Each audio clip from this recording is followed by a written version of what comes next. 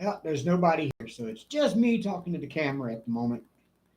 So I can say something that nobody would hear unless they're watching the replay, but I don't know what to say. So hello to everybody watching the replay. I put my live up a little bit late tonight, so that's probably why there's nobody here yet. Oh, there's one. Hello, somebody. One person just popped in. Hello. So I was just telling the replay viewers that, I put it up late tonight. I kind of got caught up doing 5 million things today because it was my only day off. And I had so much I had to do that I kind of let it slide, and didn't realize it was like 6:30 before I put the notification up about my live tonight. So hello, Maddie. Oh, now there's two of you. So I'm here regardless. I'm here. Again, last weekend was the start of it, so I'm gonna keep going here. It's gonna be a 2-hour live tonight. I'm gonna start doing that every Sunday because it just seems to be, it falls off at the 2-hour point. After that, people start leaving.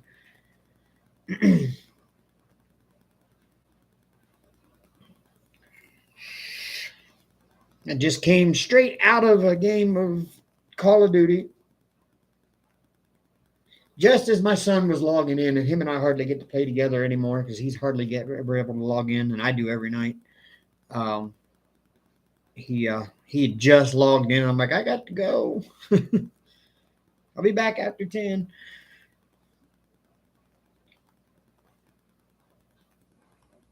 So I'm still working on the Hank custom. I'm still working on his ear. I haven't placed any drills since the last live, so I've gotten no progress done whatsoever this week. I haven't done any diamond painting. It's just been so busy with work and more work and then more work, and I get off work and I got to come home and do more work because I got to get scheduled and stay scheduled ahead.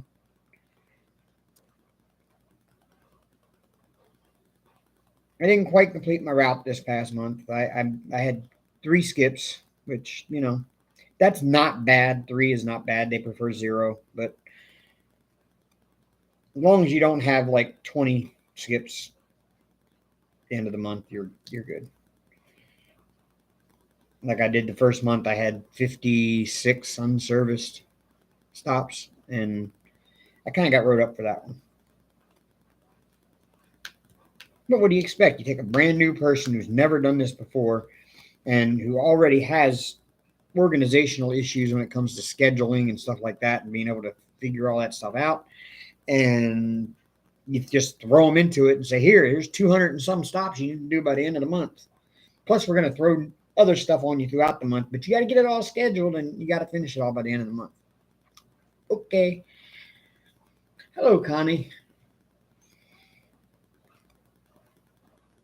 And then when I didn't finish it all by the end of the month, they wrote me up for it that month. So, oh well. It happens. That's just becoming my new matter, my new motto. It is what it is.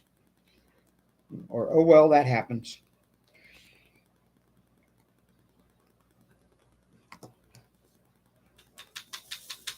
Yes, I finished that color. Man, these don't want to slide down in this tray.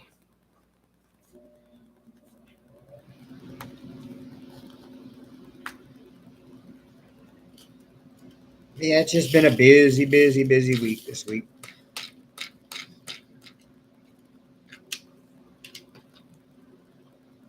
Yesterday was a bit nuts. I started out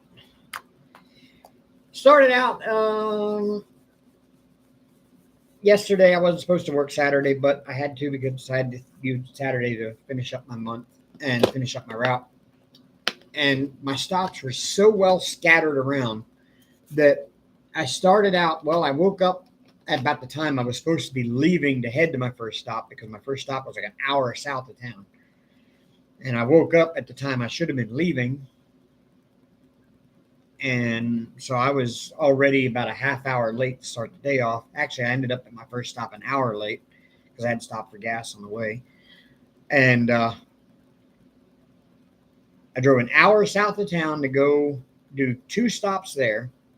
And then I had to drive to another town a half hour west of there, or northwest of there, to do 2 stops there, or 3, I can't remember which. And then I had to drive another 30 minutes west farther to another town where I did 2 stops, and then 15 minutes farther west to do another stop, which put me at about an hour and 15 minutes away from home at the end of the night. At the end of the day, which then I had to come all the way back to Tuscaloosa, an hour and 15 minutes to do my final stop before I could come home. And I didn't get home until 5:30, 6 o'clock. And normally when we work Saturdays, we only get off at 2. So it was a crazy busy day yesterday with a lot of running and driving, and today was my only day off, so I was just busy all day. Plus I had to start scheduling for this month. Just had a ton of stuff I had to do. I've still got a ton I've got to do when I get done with the live. I almost was going to cancel the live tonight because I've still got stuff I got to throw in the wash, do my laundry for this week because I got my uniforms I have got to get cleaned for the week. I've got paperwork to do for work still. Yep. Got a lot to do. Hello, Dreamer.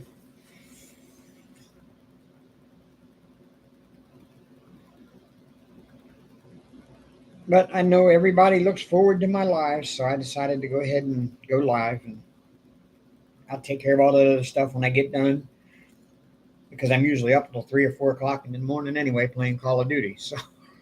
So I can just get all that done while I'm playing the game. in between matches of shooting people repeatedly. Do I have any of those? Yes, I got tons of those.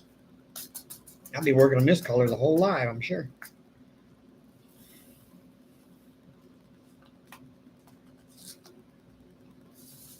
Yeah, lots and lots of that color.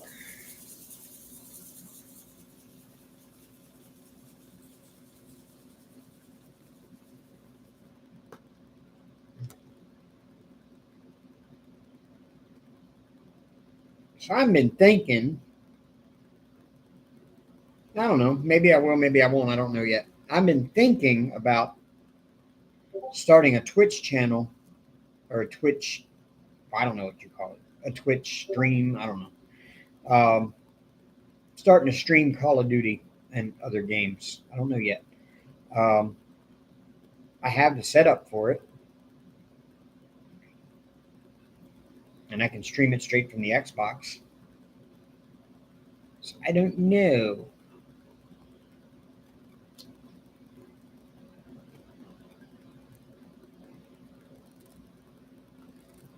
Call of Duty is a popular game.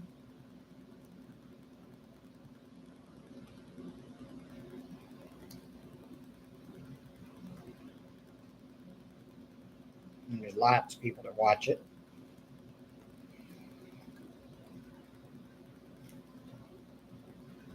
You ordered a DP from a company that no one on YouTube has unboxed before. Oh boy. But you know what? There's tons of those companies out there, Dreamers, that nobody has unboxed from before. There are really tons of them. I get emails from 3 or 4 a month, and they're all just one of those companies that you see, like they're kind of like Victoria's Moon, and they're all just some kind of Chinese company that has a website and puts out diamond paintings. And they want me to, we'll send you a free one if you make a video. Some of them I've said yes to and then never even gone and followed up with. Never even went and ordered anything.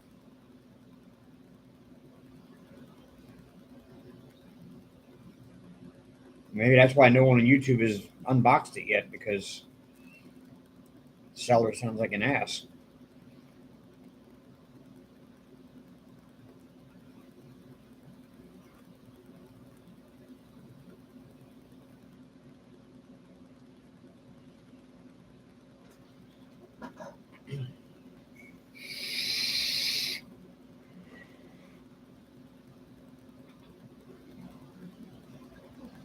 Why did he get mad? What did you say to him? I mean,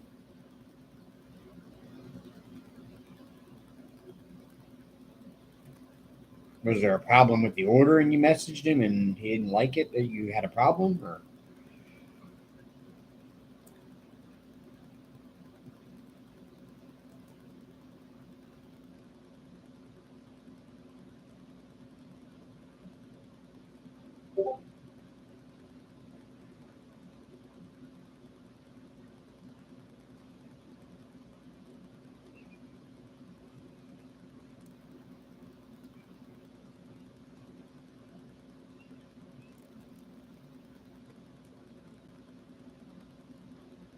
you know, he's an artist. He sells his own design. When I asked him about shipping, he said I was disrespectful. Hmm.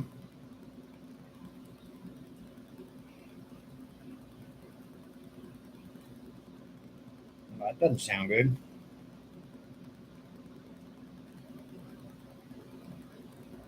I guess maybe he read your words the wrong way or something. I don't know.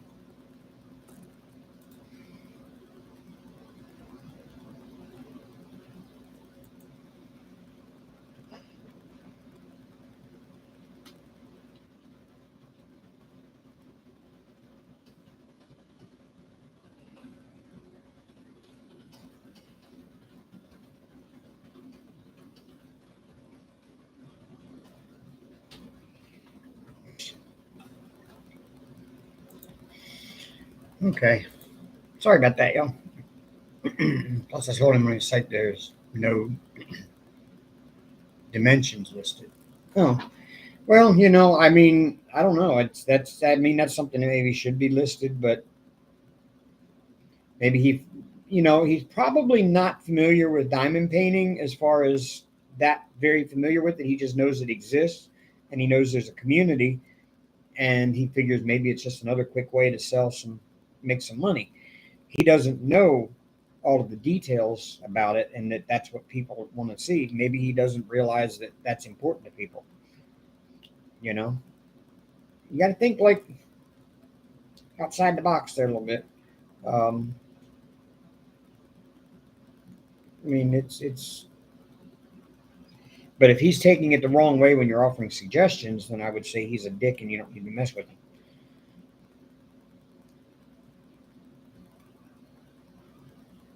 And I would definitely make a video and say, I wouldn't order from this guy. But it doesn't sound like very many people have probably heard of him as far as in our community, or somebody probably already would have.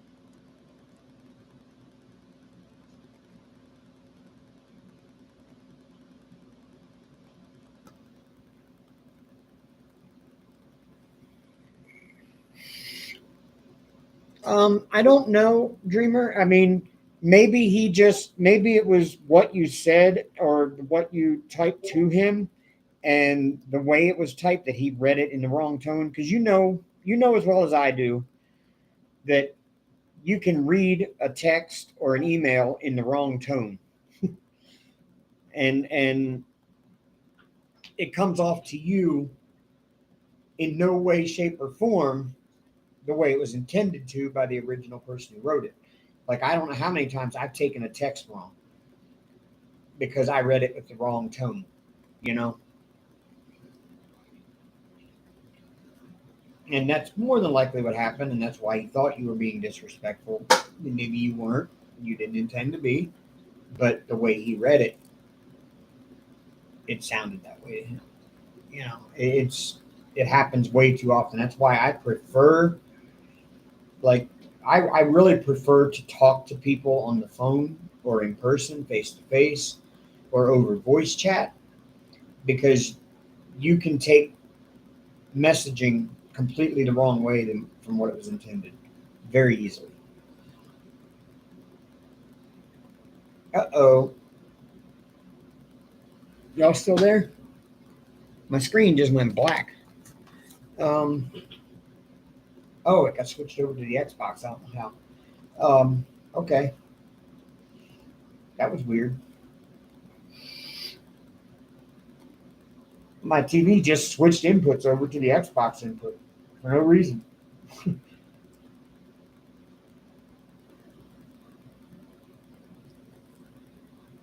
Oh,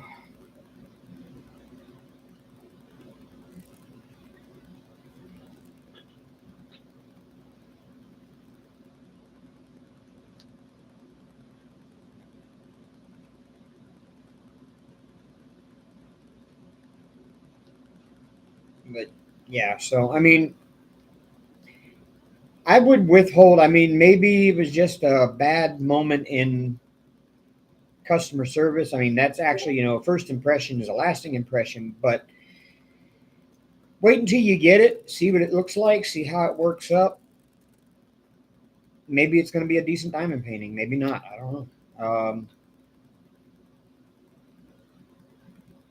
But it just sounds to me like it's some artist who has discovered that there's a market for something like that and just doesn't know all the details and all of this, the small stuff that, you know,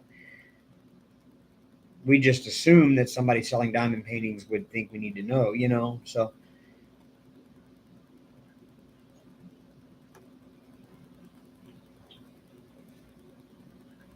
yeah, Dreamer, I've had merch. Like I mention it in like every single live. In fact, I've even showed off my 20-ounce tumbler that I've got here.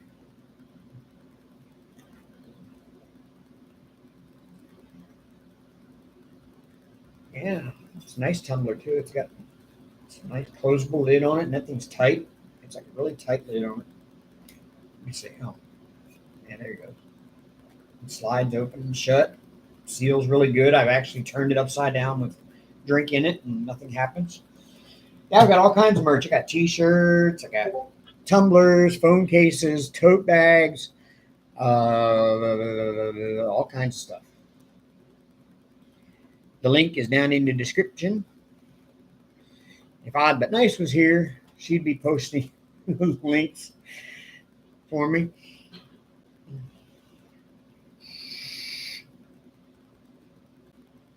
Some, not many. I mean, I think I've had two or three T-shirts and one 32-ounce water bottle, stainless steel water bottle, and then I bought one of my own cups, which I can buy it from there at a lower cost as a sample. So I bought one of my own cups because I was curious about how good the printing was on them on the stainless steel, and you can see it looks really, really good.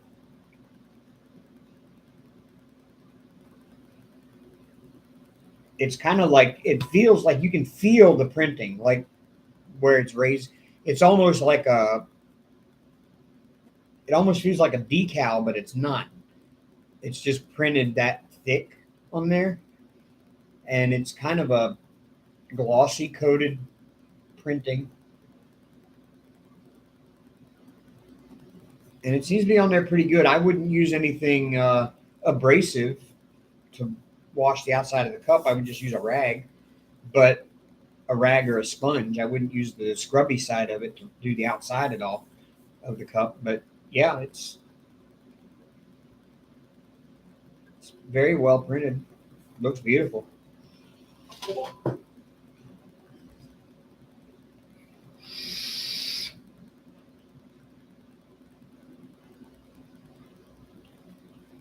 Yeah, well, unless they know me and visit here very often, they wouldn't have any.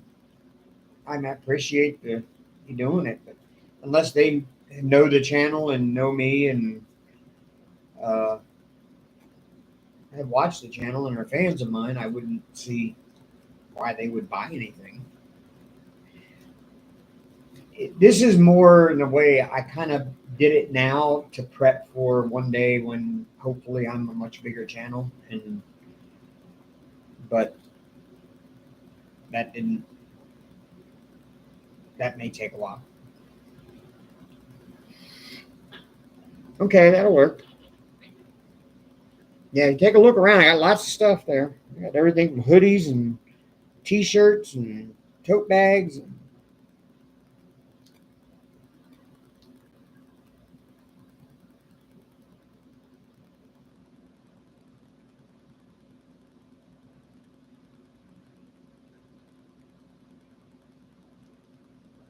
Yeah, I've had that now for what? Since like May, I think.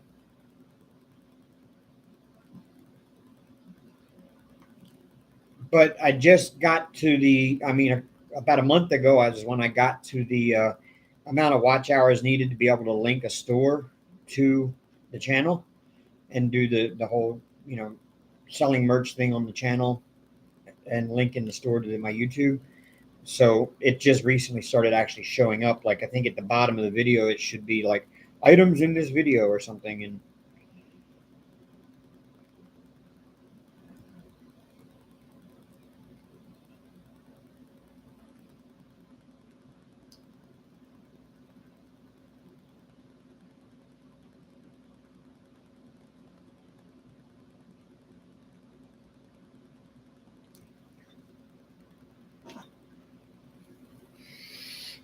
well, I got 1,700 here.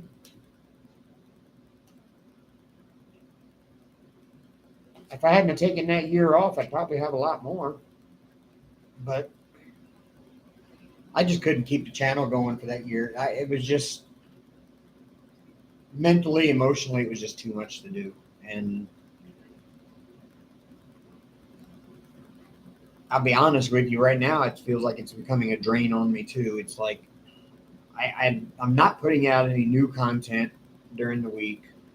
I don't have time, and I'm only going live on Sunday nights, and I'm getting like right now I've got 5 people here. Uh, the max I'm getting usually on a Sunday night, if I'd announced it earlier, the max I'd get is probably around 20 people at any given time. And that falls off down to 4 or 5 there near the end. So it's like, sometimes I wonder why I continue doing this, why I continue just doing the channel. But I know there are people that look forward to coming here and seeing it. And so that's why I do it.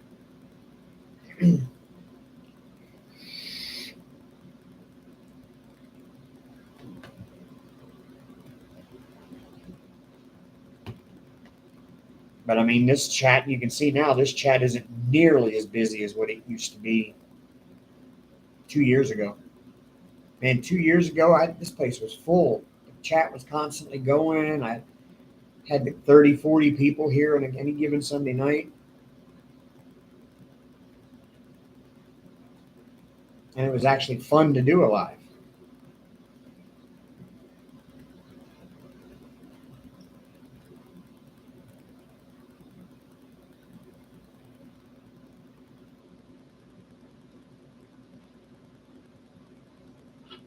And I mean, I'll be completely honest with you. It's kind of gotten to where it feels like almost a chore to go live on a Sunday night because I'm thinking of all the things I could be doing otherwise for that 2 hours, 3 hours. And I'm like,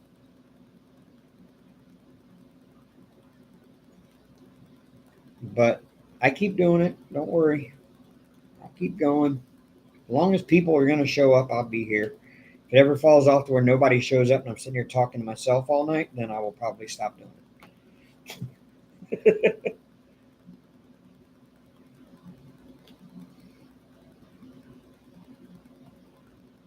Or I will find a different topic to have a channel on.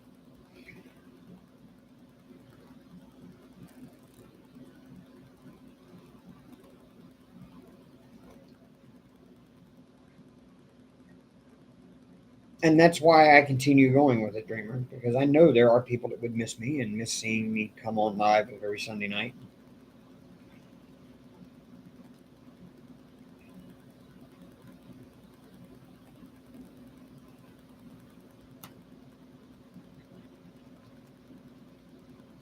Oh, it's always going to give me a hard time, Dreamer. That's just part of the job, I guess. It hasn't been too bad this week.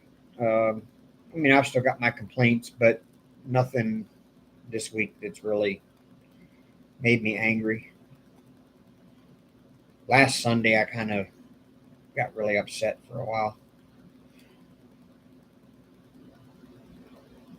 But I ranted last Sunday about that, so that's over with. I'm not a fan of having worked all three of the 4 Saturdays in September, just because. Well, here's the deal. I start the month out with X amount of stops I have to do. Okay, say last month there was 177 stops I had to do last month. Okay, those are the ones that their service was due that month. Okay, those are the have to be done because their service is due this month. That wasn't any new customers that have initials treatments. That's not callbacks or follow-ups. That's just the customers that were due that month. I had 177 of them. Okay, that's my regular route stops, and I had to do 8.2 stops a day to finish my route by the end of the month. So the boss's policy, this isn't a company policy, this is our boss's policy, is that if we are not 25% done with our route at the end of the first week, then we have to work on Saturday. And the problem with that is I scheduled 8-9 stops per day, went and did 8 or 9 stops per day every day of the week. And at the end of the week, I'm being told, "Oh, Dave, you're only, you've only done 15% of your route." Well, how in the fuck is that? I did exactly what I'm supposed to be doing. I'm doing my 8 point whatever stops a day average. So how am I only at 15%? Because half the stops every day were callbacks and initials that they just threw on me because somebody sold an initial pest control service, sold a pest control service, and it was put on me to go do the initial. And the girls in the office scheduled it during that week. So that doesn't count towards that 177 from the beginning of the month. So out of, if I did 8 stops in a day and 2 of them were a callback and 1 was an initial, then I really only got credited for 5 of the original stops that I started the month with, which is what counts towards the 25%. And that goes on all month long. And then he wonders why I'm upset that I got to work on Sunday and why I'm getting close to the end of the month and I can't finish my route or I don't have enough time to finish all the stops I've got. It's because I was too busy doing callbacks and shit that could have been put on somebody else or whatever. And the callbacks I'm really upset about because it's like they're setting us up for failure. I don't need to do the inside of a house. I don't need to go inside anybody's house and spray anything inside anybody's house. Those days of pest control are over with and have been for 25 years. Okay? Our job and all of the pest control we do is done from the outside now. I don't need to go in anybody's house. The only reason we go inside people's houses is to inspect to make sure that the outside is doing the job it's supposed to do. And then if they call back and say, "Hey, I have a specific problem like, this kind of bug and I'm seeing them everywhere right now," then yes, I need to go in the house. But people are still living in the past with this is the way it's always been. the pest control guy comes in my house and sprays all the baseboards, and I'm protected. And we just don't do that anymore. But these people don't understand that. So my job is I call them twice. If I call them twice and I don't get in touch with them, or they can't find a suitable time for me to come out and do an appointment, I come by the house. I do the outside only, so that they're still protected for the next 3 months, and I go on about my business. And then they call back and say, "Well, he didn't do the inside; he only did the outside." And they say, "Well, we'll send Dave back out to do the inside for you." There's a callback, and I get a ton of those. And those don't count towards that 177 I started the month with last month.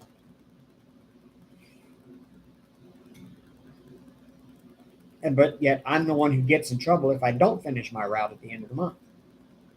Well, quit putting me in a position to fail. The way I look at it is this: you signed an agreement that said we could come out and do pest control in your house every 3 months. You know that I'm going to be calling you every 3 months to set up an appointment to come out and do your pest control.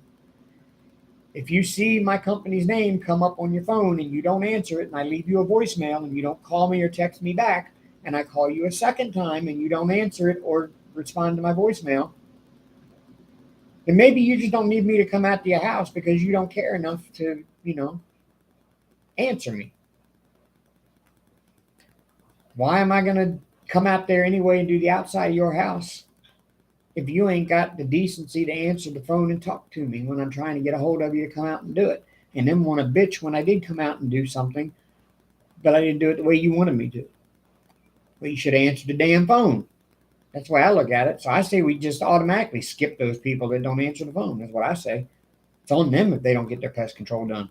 They're the ones who didn't answer the phone. I don't know. That's just me. I guess I'm old school in that way.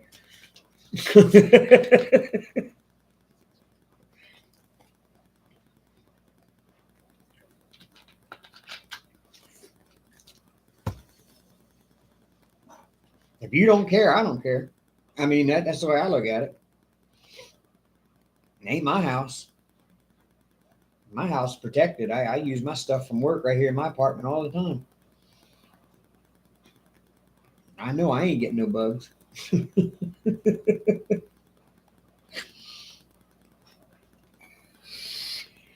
That's the way I'm kind of having to start looking at it. I really honestly am. I mean, I want to be that guy that cares about his customers, and I do.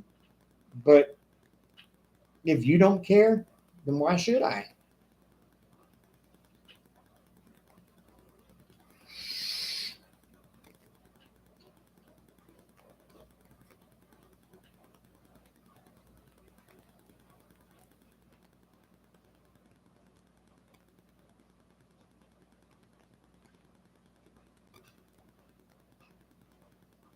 But no, I mean, otherwise, no, it's not really giving me a hard time. Like this week has actually been pretty calm, cool, and collected at work.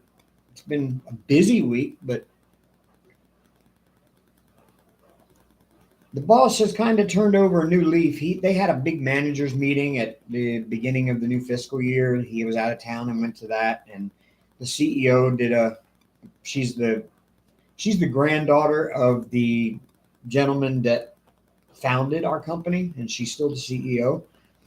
And she did a big company-wide telecast thing and did a speech and talked about the fiscal year and how good we did last year and what our goals are this upcoming year. And she's like, man, she is like the best motivational speaker ever. She is so full of energy and hyped up and kind of corny and cheesy, but like go team, yay type person. But she's fun to watch. And so at his managers meeting, they talked about some of these values that as a company we're supposed to have. And the boss came back to our morning meeting the next Friday and said, look, this is what I took away from our managers meeting we had in Georgia. And he said, I have realized that I have let negativity creep into this office, and no more. It's not happening. No more negativity. And he comes in, he's very positive. Everybody in the office is kind of walking around smiling and joking and having a good time when we're there. But it's still a lot of the little minor things that you get talked to about that you feel like you're just being asked too much. And no matter how good you do, it's never good enough. Well, they have to, Dreamer. They have to put the callbacks on me. They were my customers. They're not giving me other people's callbacks. It's not like, Jim Bob over there went out to somebody's house and didn't do it right, so we're going to put the callback on Dave. No. It's not like that. It's my own customers, the ones that I service every time. See, we don't swap up customers. It's not like Jim Bob does this house this month, and next month I go do this house, and then the next month Billy Boy over there does it. It's not like that. My customers are my customers. Like, I go to the same customers every 3 months. They know me. They work with me. They have my business card. They call me in between the months if they have a problem or whatever, or if they have a question. So my customers are my customers. But that's the problem. The problem is the way the company policy is set up. It generates all those callbacks because the customers won't answer the phone when I call them to schedule their pest control. So if they want the inside done, they need to speak with me when I call them to schedule them.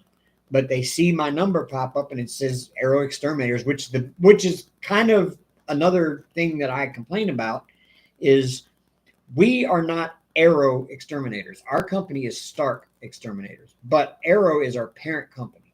We're just a brand of Arrow. We're under the Stark banner. And all of our customers around here know us as Stark Exterminators. But my cell phone, when it rings somebody, it comes up as Arrow Exterminators, and my customers don't know Arrow. They know Stark. I mean, we have the same logo as Arrow. It just says Stark instead of Arrow on it. Hello, Michelle. No, the CEO wasn't getting any complaints on him, Dreamer. No.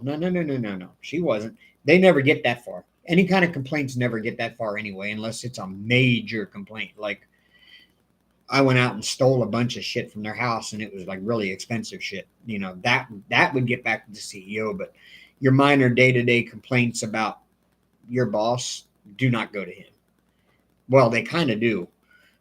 They go to his boss, who then brings them to his attention, and then he talks to you about it and wants to know why you have trouble with this or have trouble with that.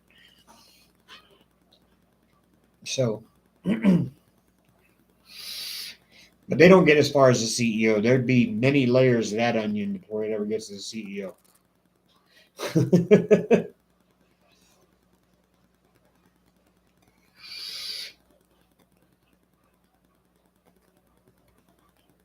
I do explain that to customers. They don't care. They're like, and they don't, think about this, okay? It's October. I call you tomorrow. You don't answer the phone. I call you the next week. You don't answer the phone. So I come out there and I do an outside only. Then you call back and say, well, Dave didn't come do the inside of my house. And well, instead of the girls on the phone saying, well, you're outside only, we'll protect you the next 3 months. You don't really need the inside done. The inside is just an inspection. And if he feels like spraying anything, he does. If he sees a need to spray anything, he does. But if you're not having any problems inside, then there's no need for him to come out and do the inside. The girls should say that when they take that call. But they leave it up to me to explain that to the customer when I go back out for the callback and tell them that yeah, I came out and did your inside only, but I, for future reference, you really only need the outside done. And then the customers look at you like you got 3 heads because they're like, well, why? How are you killing bugs if you're not spraying stuff in my house? Well, because I'm spraying them outside so they don't come inside. But then, yeah, I do explain it to the customer, like, when I call, it's going to say Arrow Exterminators, not Start, because we are a brand of Arrow. I tell them that. But man, these customers are busy people. Some of them are working, some of them are whatever. Next time you hear from me ain't going to be 3 months from now. Now, how much has happened in the past 3 months? Are you going to remember that little conversation that you had with me 3 months ago when that comes up on your phone? That's hell. I wouldn't remember it until after they called. I'd be like, "Oh shit, that's right. He said it was Arrow. That's right. Oh man, it was Dave." Well, and then what they'll do is they'll say, "Oh, I'll just give him a call back later," and later never happens because then they get busy with stuff and they forget. Because I get that a lot too. I show up at their house to do the outside only, and they're home. And so I go knock on the door with my inside bag and everything so I can go inside and spray. And I knock on the door and they're like, "Oh, I meant to call you back when you called me last week." Okay.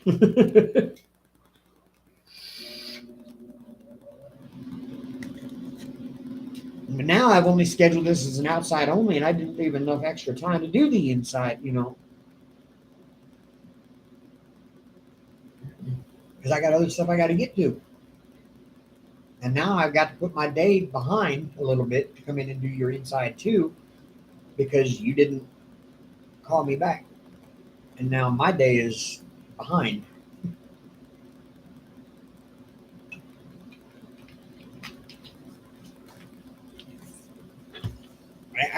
This is why I don't like working with people and the public.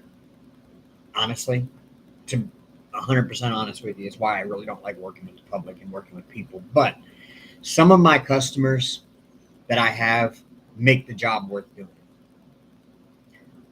I have some that I guarantee, if I was to say that it's just me and these two cats sitting here at Thanksgiving Day, I guarantee I know of at least 10 of my customers that would say, "Why don't you come to our place for Thanksgiving?" I honestly, I those are the customers that make doing this job worthwhile.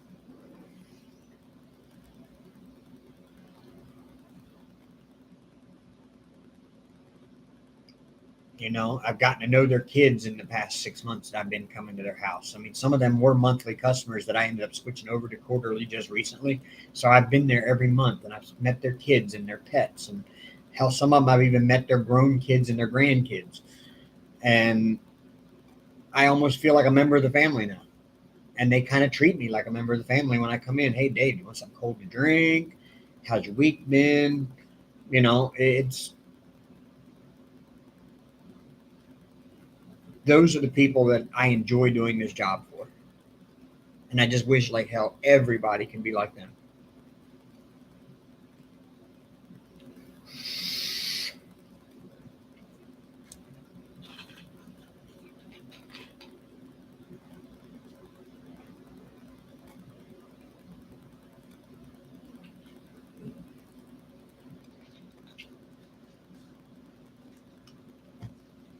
I have, I don't know if I told you all this story or not. I actually had one customer text me on a Sunday afternoon. I'm sitting here watching NASCAR. Customer texts me. I don't recognize the number because I don't have all my customers in my phone as contacts. That would be impossible. At 177 a month, 200 a month, I'd have so many damn contacts I wouldn't know what to do with them in my company phone. So I don't save my customers as contact information. And I know it's one of my customers because there's only like 3 people outside of work that have my work phone number. And I know none of them would text me and ask me this question. I get a text on Sunday afternoon that says, "Hey, Dave, do you know how to install a kitchen faucet?"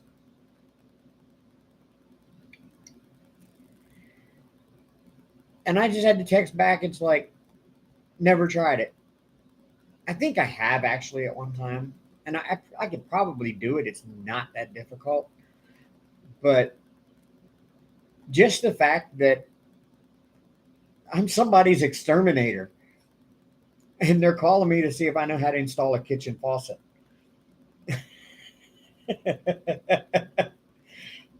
Of all the people in the world that you would call when you need a kitchen faucet installed, is your exterminator at the top of that list? Hello, Tanya. I am doing okay today. I'm not going to say great. I'm not going to say well. I'm not going to say wonderful. I'm just going to say I'm okay today. You have to go back and watch the replay to hear the rest. But, but yeah, of all the people in the world that you would call when you need a kitchen faucet installed, is your exterminator at the top of that list? For one of my customers, it is, because, and it kind of is flattering in a way. I'm going to say that. It's kind of flattering in a way that my customers actually feel like they can trust me to come and do that kind of a job for them, and would be willing to ask me if I could come do that for them, or if I knew how to do it. That means that I've made a damn good impression on that person, and that person trusts me. But yeah, no, I'm not going to leave on a Sunday afternoon and go to a customer's house and install a kitchen faucet. It's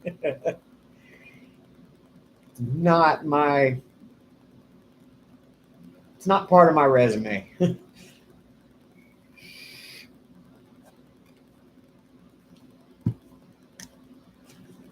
And I've got one girl, she lives here in town.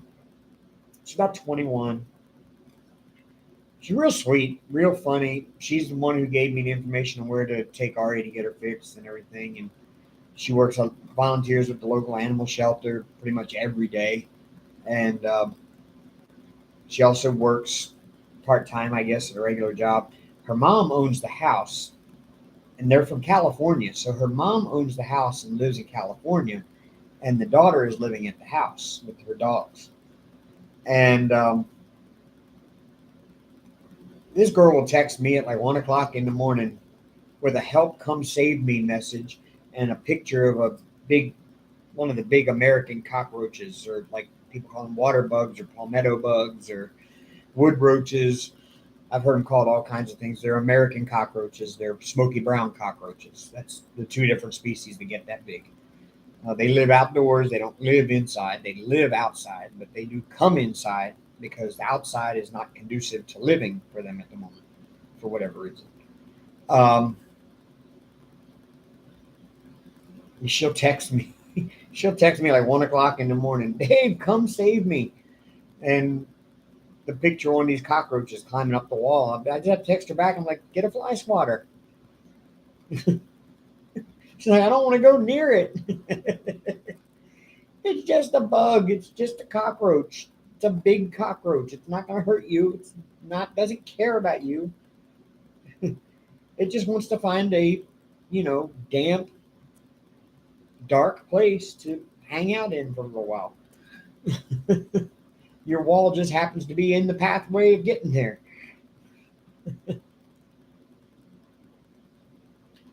Hey, Odd. Better late than never.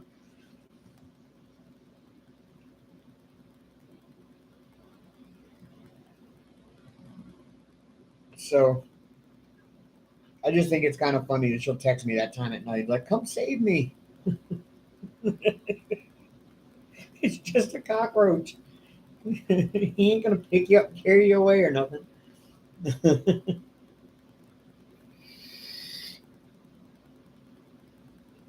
I was beginning to get the idea that maybe she just wanted to see me, to be honest with you. She is really friendly.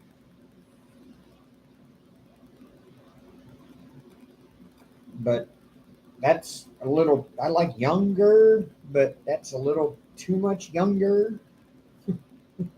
All of my kids are older than her.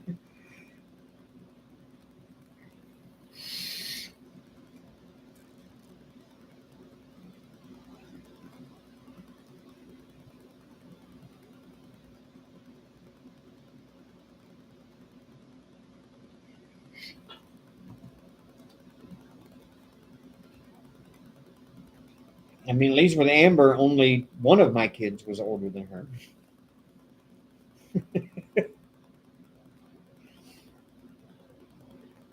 She was 6 months younger than Wayne, my oldest, and she was 6 months older than Charity, my second oldest. And the other two were younger than her.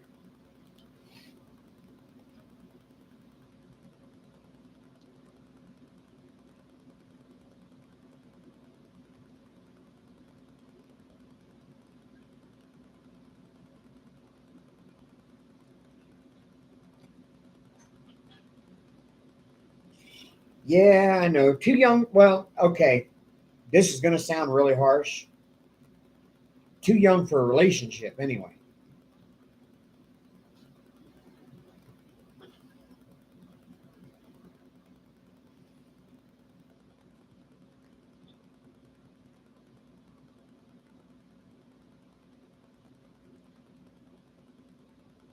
At least too young for a relationship with me.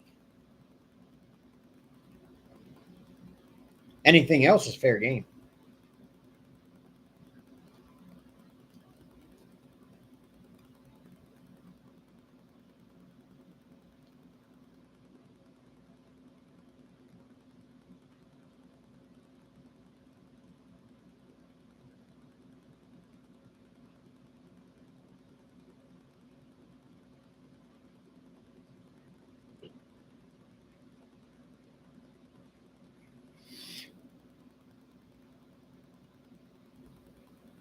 I mean, all you're looking for is a good time.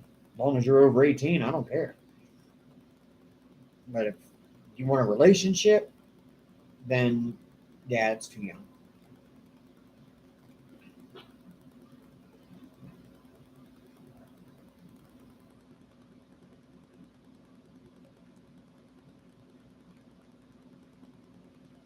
Like I said, it sounds bad, but I mean, it's true.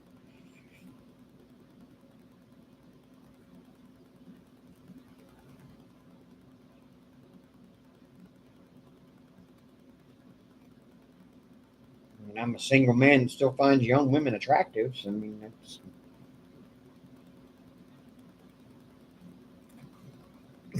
that's shame on me. You can't tell me that you haven't watched TV and seen a younger celebrity who, younger guy celebrity who's really attractive and say, you know what? I'd do that.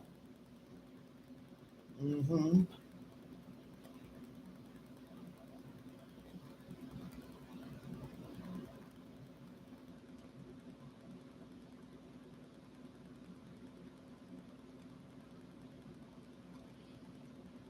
Some of them are only like 21, 22 years old.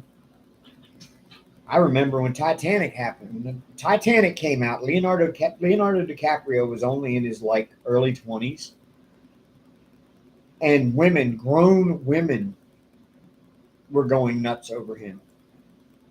Like grown women in their 50s and 60s, I heard them saying the things they would do to that young boy. But he was over 18, so there's nothing wrong with that.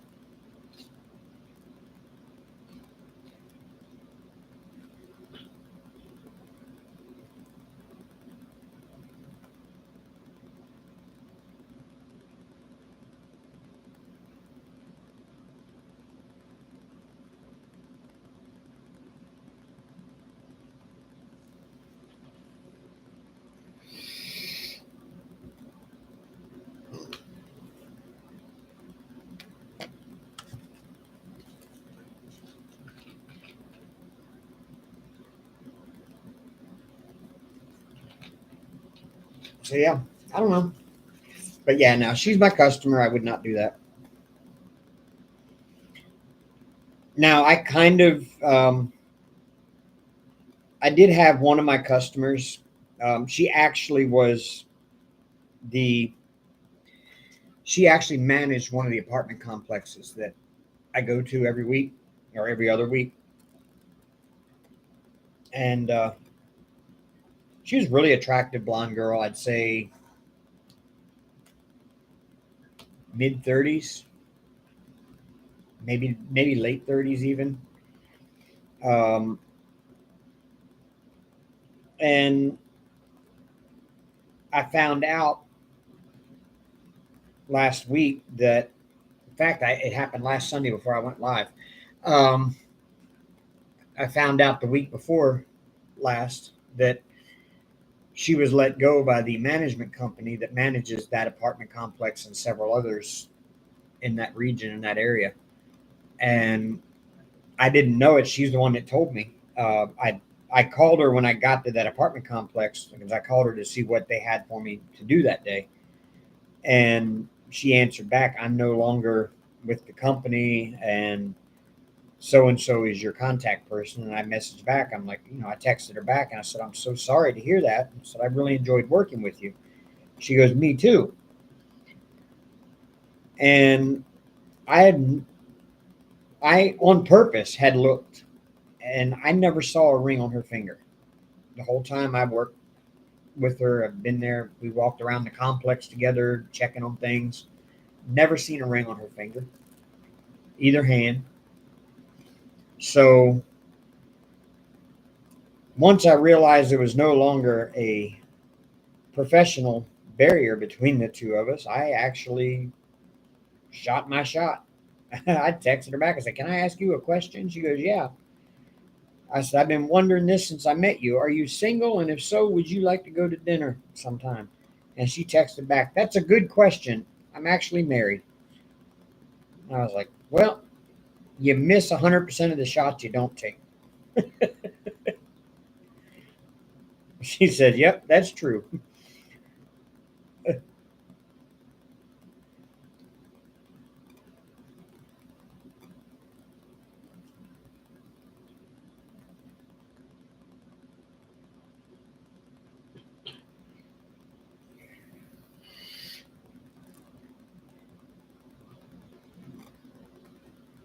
Yeah, see, that's the problem, Dreamer, is I have a hard time sometimes separating the fun physical times with emotional bonding.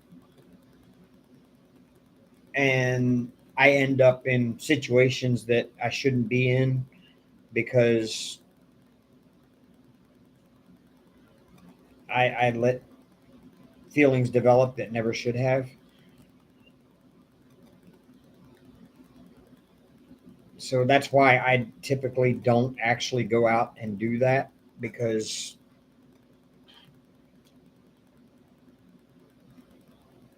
I end up just hurting my own feelings.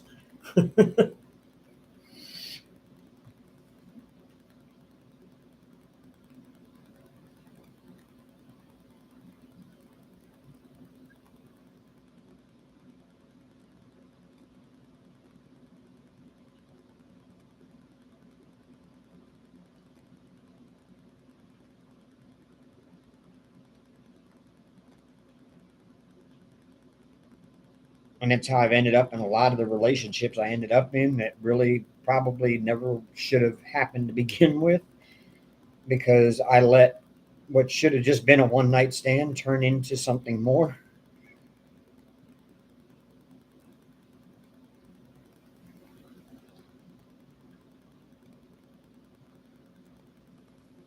Hell, that's how I ended up married.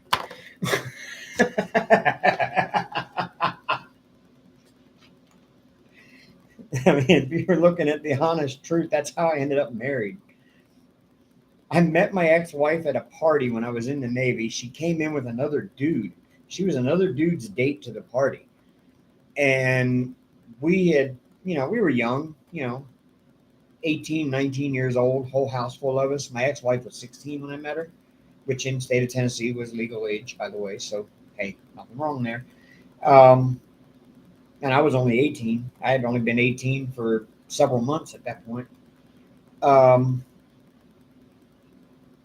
she came in as another friend's date to the party, and we kind of all played. Well, one group played like strip poker out in the living room, and the other group played like truth or dare in the bedroom. And it had come out that I still was a virgin at that point during our truth or dare game.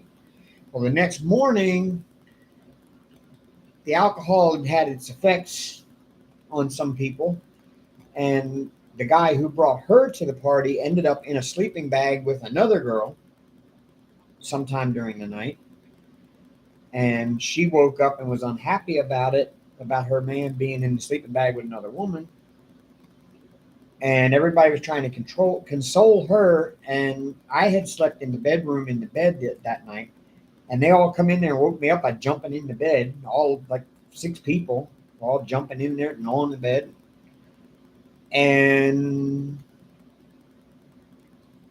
eventually everybody just got up and left me and her there and said, "Yeah, it's Dave's time." And that's how I met my ex-wife. 3 months later, we were married. Yeah.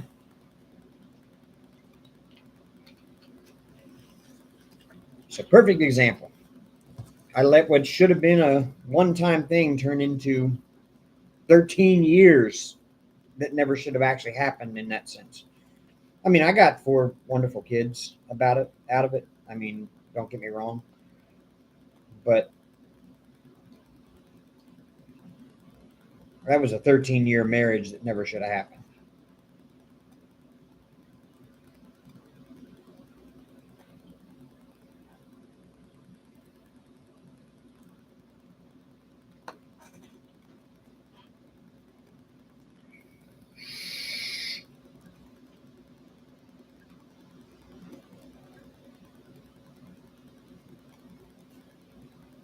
Well, yeah, 3 months is too soon considering 3 days after I lost my virginity to this chick, I was asking her to marry me.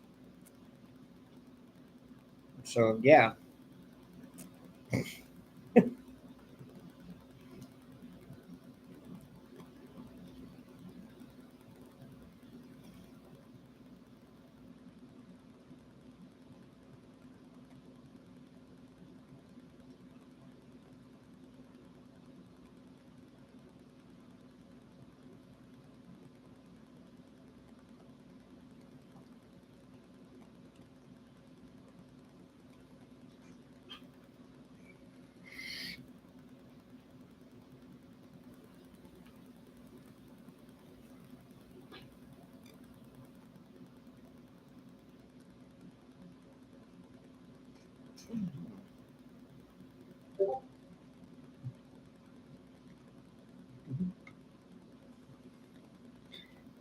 What do they got going on? Man, my Discord is blowing up over here.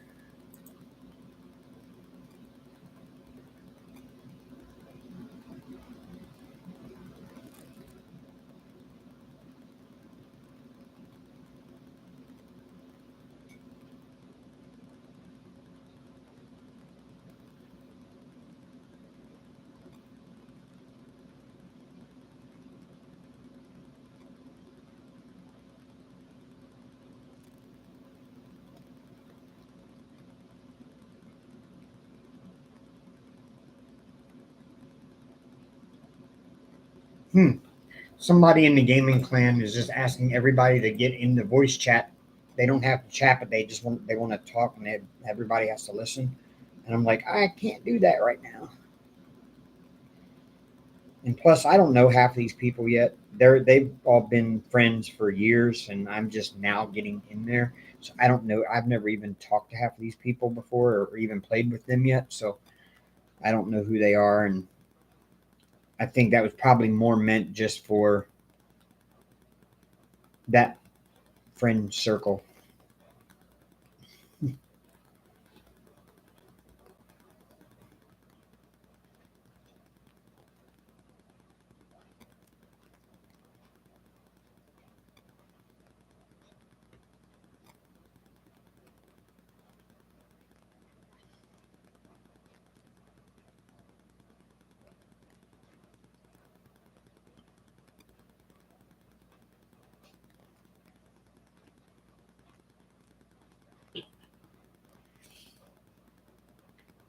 Oh, I'm domesticated, Dreamer. I really am. And to be honest with you, I really need a woman's touch around this apartment because Lord knows I'm no good at it. I can do my laundry If I absolutely, positively, no doubt about it, have to do my dishes, I can do my dishes. But I'm probably one of the most cluttery people you'd ever want to meet in your life. And I don't mean to be. It's just one of those deals. I finish my Mountain Dew, right? And the bottle sits there. And I'm like, okay, next time I get up, I'm going to take it, throw it away. And I forget. And then I get up and go get another one, and I come back, sit down, same thing. I put it here and like, oh, I'll throw that away when I get up and go to. Next thing you know, I'm sitting here with 15 empty Mountain Dew bottles at the end of a week or two, and they're empty Monster cans sitting around, and they're not picked up. And then it becomes a chore. And if it's a chore, then I just don't want to do it because it's too much like work after having worked all day, and so it just never gets done. Or it's I'll do it this weekend. And this weekend comes and it just doesn't get done because I worked on Saturday and then Sunday I had too much other stuff to do. Or the other one is I'll go get the mail and I'll just bring it in and set it down with the intentions of going through it in a little bit, but I have something else I've got to do right now. And 3 weeks later, that mail is still sitting in that pile in the same spot where I set it down at on my desk and hasn't been touched. Because everything becomes I'll get to that in a little bit, but I've got to do this right now, you know?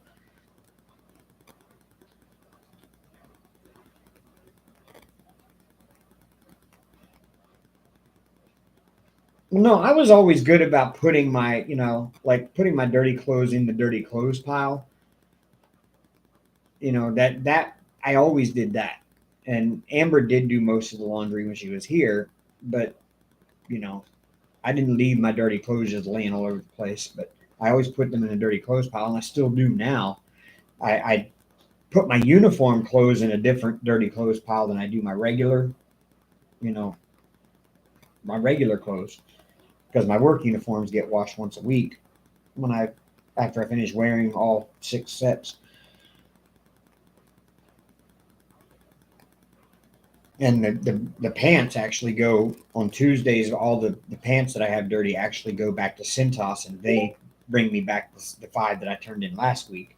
So I've constantly got 5 sets of pants in rotation, and then I've got 1 extra set hanging in the truck. I've got an extra shirt and an extra pair of pants hanging in the truck, just in case I need to change throughout the day because I spilled chemical or whatever. So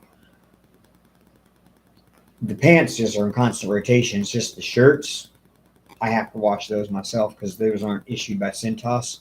They're bought from Cintas by the company, and then I can actually turn them in if I ever leave the company, or I can just keep them because they were already paid for out of my check.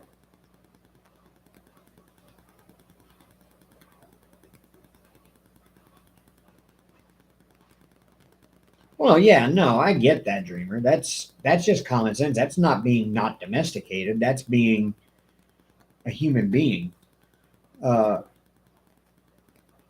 if somebody complained the way I did something, I'd tell them, okay, do it yourself then. You know, be grateful that I'm doing it at all for you. That's not being undomesticated. That's just, it's how you treat an ungrateful person.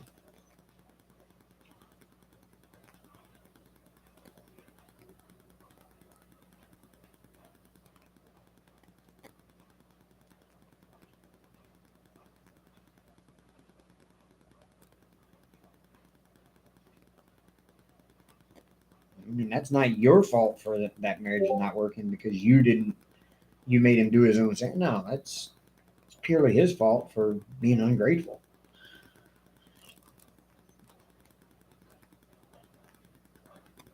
Honestly, I'm sitting here in this like quandary. It's like I'm enjoying being single. Like in a way, like I'm enjoying it. Like I come home. The only people I have to answer to at home is my cats. And they're not, well, they're people.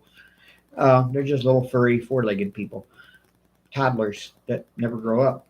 Um, but that's the only thing I have to answer to when I come home from work. They're the only things that need attention when I come home from work. You know, I can do what I want to do. If I want to come home tonight and sit down and play video games until 3 o'clock in the morning, I can. If I decide I don't even want to come home after work and I want to go to the bar and have a few drinks, I can. Well, no, really, I can't because I'm in the company truck. I got to come home to get my vehicle. But, or I got to come home and call an Uber or something, you know. But I don't have somebody else to worry about keeping happy. And I kind of enjoy that. But at the same time, it would be nice to have that companionship of somebody again. But I don't think I could find somebody who would just wants to be a companion like that part time when I feel like it. You know what I'm saying?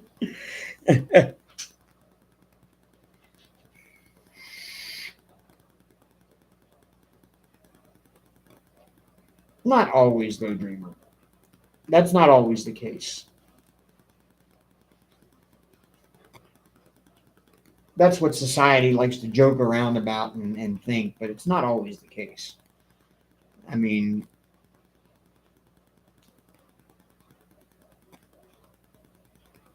when you're younger, that really is the truth. Like when you're in your 20s, women do mature faster than men, as far as maturity level, not age wise. I mean, you're both basically a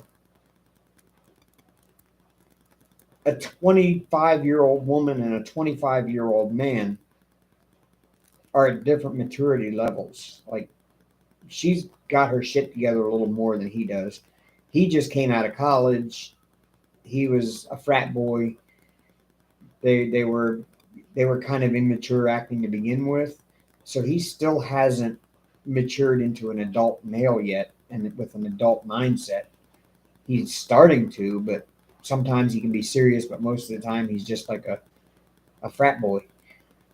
And these girls that are the same age that are marrying these guys are already moved beyond college. Their mind's on their job and becoming being an adult woman because they're probably 5 or 6 years ahead of him in maturity level.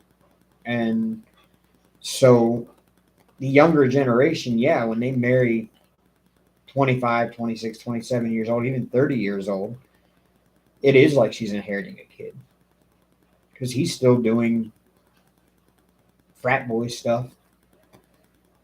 And sometimes, if she lets him get away with it, he continues being that way the rest of his life until she gets tired of playing mommy to him. But at some point, he's going to grow up and become an adult. But once you get older and getting into relationships newer, like I'm here, I am 50, I would tend to think that I'm on kind of an equal maturity level with any woman that I get with at this point because it does tend to like even out once you get older. There's not that maturity gap anymore. But oh hey Ashley, yeah, I knew you were sick. It sucks.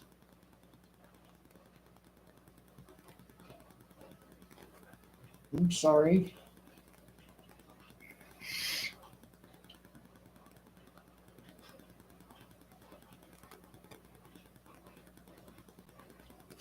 Yeah, Dreamer, you know what? It's hard for me to find a woman that enjoys throwing a 30-pound backpack on her back and going and hiking, like 30, 40 miles in a weekend. Especially at my age.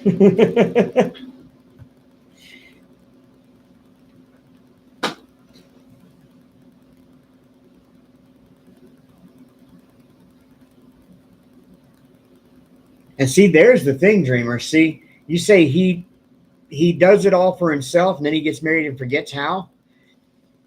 And but what if he never actually did it for himself to begin with?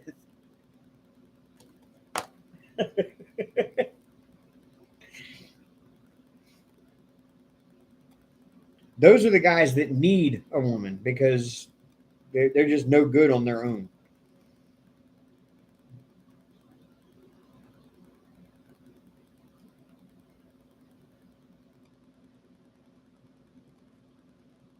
I know some folks.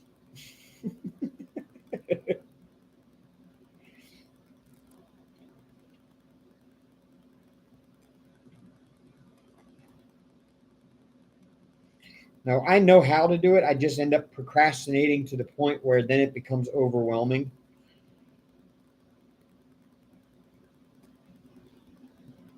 That's my problem. And I'm trying to do too many things at one time, and I never really have time for all of it. Um, and some things just get forgotten about or put to the back burner to be done later, and then it never gets done because you've done this and this and this and this and this and this and this and this and this, and none of it is actually done.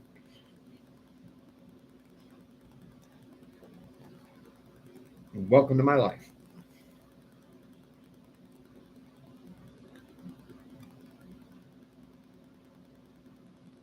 I've got so many half-finished projects and so many projects that I bought things for and haven't started yet, and so many more projects in the works already, and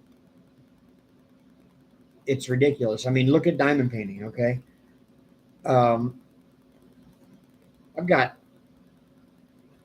10 or 12 whips hanging in the closet that I've started and then never finished. Um, that's a perfect example for the rest of my life.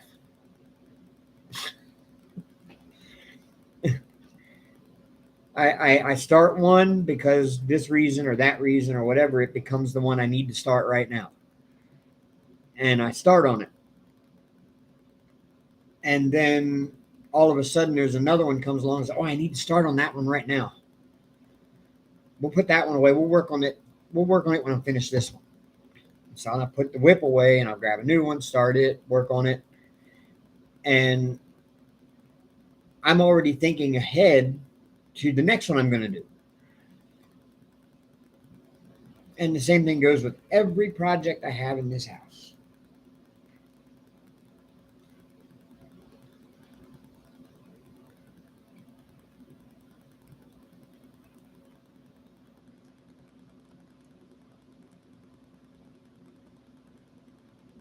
And I'm kind of very compulsive. Like, I do things on a whim for no explainable reason whatsoever at that moment other than I felt like it.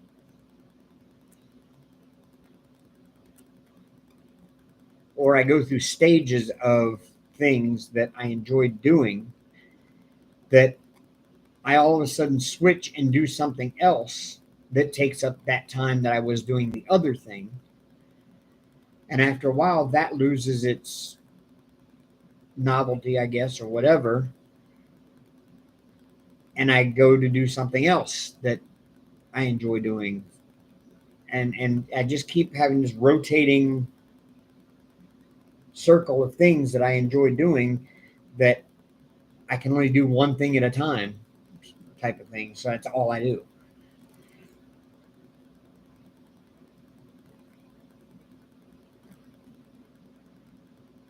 So my DP stash is a perfect example of a perfect look at what my life is like, you know.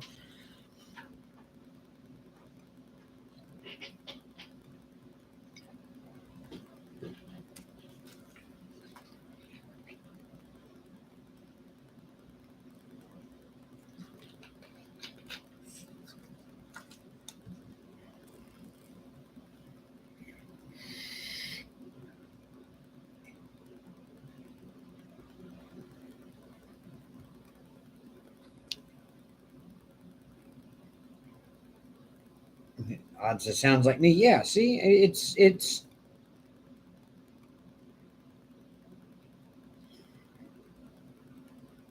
I mean, perfect example is I bought all of those models. I've got thousands of dollars worth of models sitting up in that closet. I ain't touching a single one of them. I worked on them for a few months when I lived in North Dakota. I built a couple of them, finished them up, looked nice. Now they're in pieces because the cats knock them over and get into them. So part of that reasoning is that's why I'm not working on any models right now, because the cats just tear them up. I can't set them out and display them. The cats just tear them up. But now they're all sitting up there in the closet, and there's a part of me that says I ought to pull one down and just start working on it, just so I can start working through the stash before the end of my life. And but right now I'm enjoying playing Call of Duty with my son when I get home from work, and with his friends and my new friends. There, I'm enjoying doing that, but at the same time now I feel like I'm ignoring my other friends that I've been spending almost every evening with for several months, and I don't mean to. It's just I can't find time to do both things at once. And I really can't do both of those things at once because I can't be in Zoom and on my headset and playing Call of Duty with a squad of people at the same time, because it would be really weird. They would have to mute me on Zoom because I'm very foul mouthed when I play Call of Duty. I'm very angry sometimes when I play it. But that's my way of getting aggression out after work too. That's why I have been kind of stress free lately. I come home from work and I release all my stress in Call of Duty. I can just get to shoot people, hunt them down, kill them without actually hurting anybody. All of my aggression can come out in there.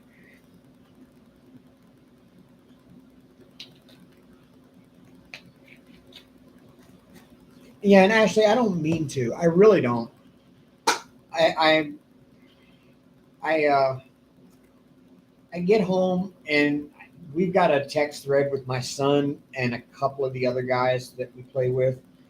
There's like 150, 200 people in the gaming clan. Half of them I don't, not even, I know probably 10 of them that I play with on a regular basis in the game. Um, the other ones are just have been there a long time and they play the old Call of Duty, not the new one. Um, I don't play the old one. I only play the new one. So it's like we have a text thread, and they're like, "Yeah, we're get on after we get home from work or whatever." And then I get on, and I'm like, I just get caught up, and before I know it, it's 4 o'clock in the damn morning, and I don't even realize it.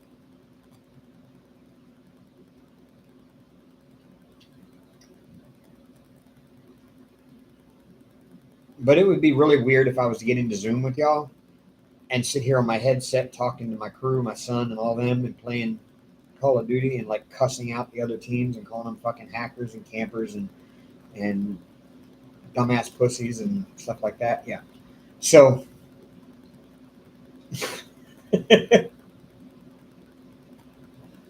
y'all would think I lost my mind.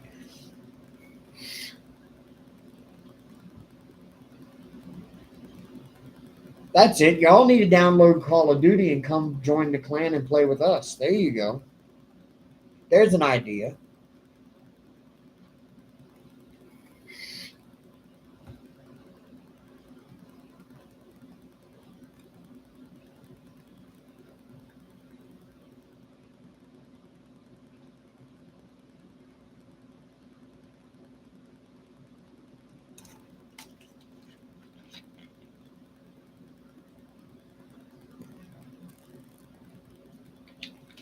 Matter of fact, my clan leader right now, our clan leader, just announced a recruiting contest. Everybody in the clan is now a recruiter, And the first person to bring 10 new clan members in gets $50. So there you go. I could recruit, let's see, Ashley, Emmy, Terry, Sarah, Sandra, Cynthia. Yeah.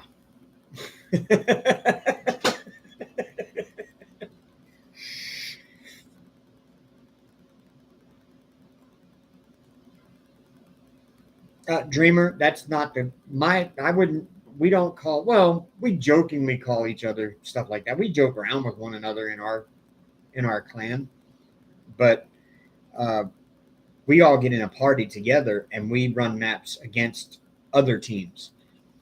And it's those other teams of just random people that it's everybody's waiting in the lobby. Now, if I'm in a party with like 5, 6 people, there's 6 in a party. If I'm in a party with those 6 people, we're all going to be put on the same team together in the match. Okay. In fact, we're probably going to make up the entire team. And then what happens is 6 other people who are waiting in the lobby for a game will get thrown together as a team. They don't even know each other. They don't know us. And they just get put into a party with each other, not in a party, but into a team with one another. And you play a death match, or you play a kill confirmed match where your team tries to kill the other team as many times as possible. And every time they die, they drop dog tags, and you have to try to confirm as many of the kills as you can by picking up the dog tags after you kill them. And so on our team, we work together to point out where the guy is camping up in the corner and killing people as they come around the corner, type of thing.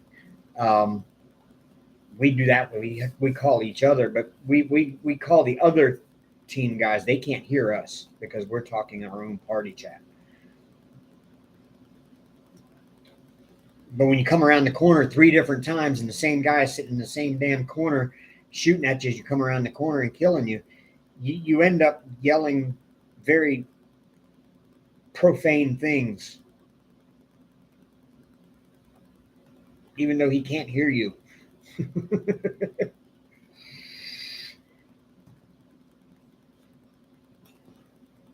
You know what? I was not either, Dreamer. 2 weeks ago when I started playing this, nope.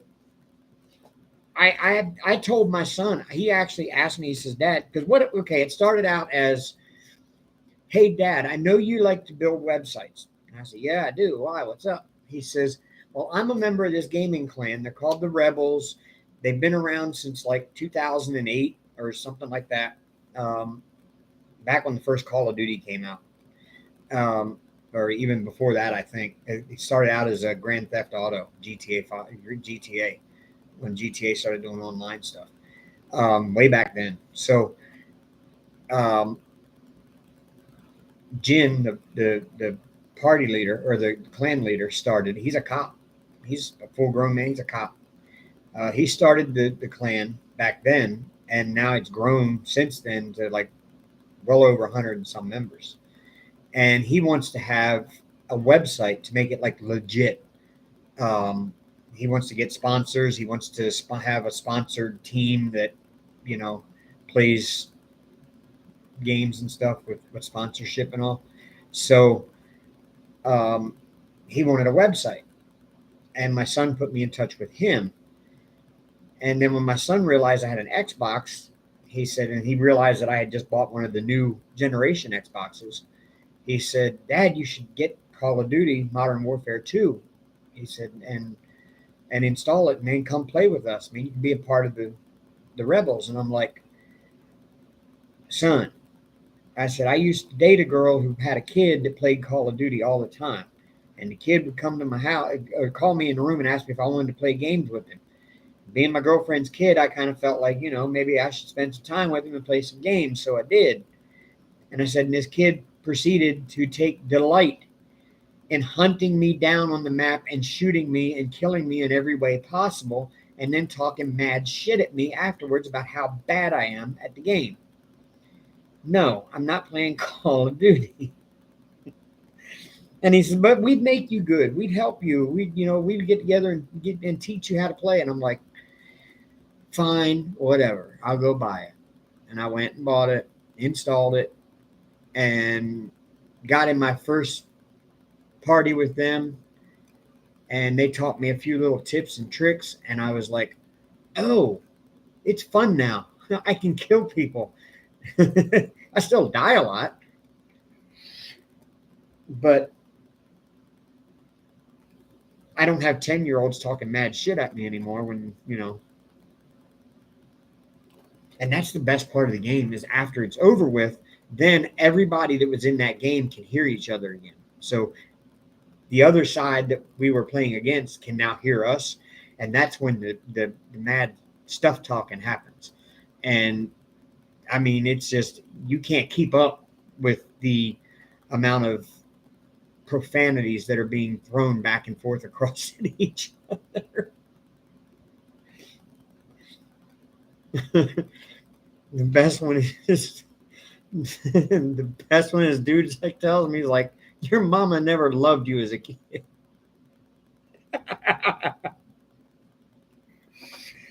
Damn.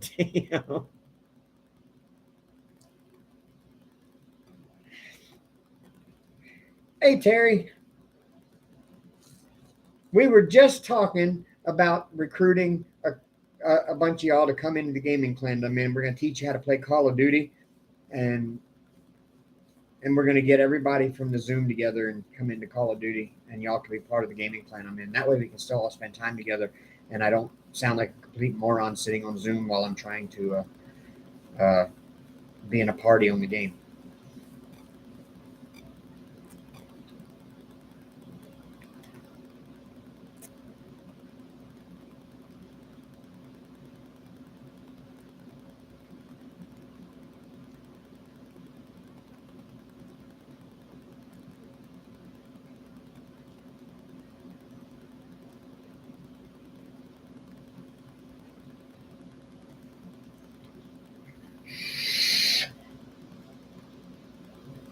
You know what? There you go. See, I could actually picture Terry playing Call of Duty. That's the funny part, because I could picture her getting all like in Australian, even, with the Australian lingo and stuff. Oh, I could hear it. She get all worked up at somebody.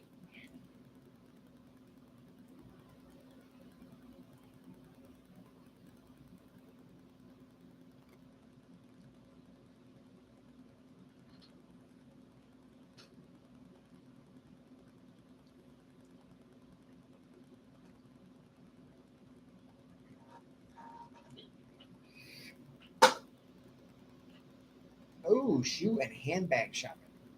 Oh, I didn't play World of Warcraft, Terry. I played Perfect World, or PWI, Perfect World International. It was a Chinese knockoff, basically, of World of Warcraft. Same classes, same gameplay ideas, open world map, or not open world, but kind of an open world map.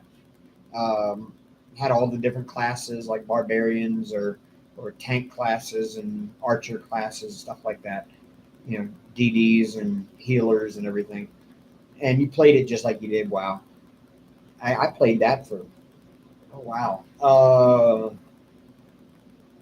I started in like 2008 ish, and I still have the game on my computer. I just hardly ever open it. The faction or the guild that I was in disbanded some time ago. So when I jump in the game, there's still a few names that I see that I used to know, but a lot of my friends quit playing it. But Call of Duty is a bit different. It's first-person shooter. It's, through your eyes, kind of a military war type of game. And you just get to shoot people. It's so much fun.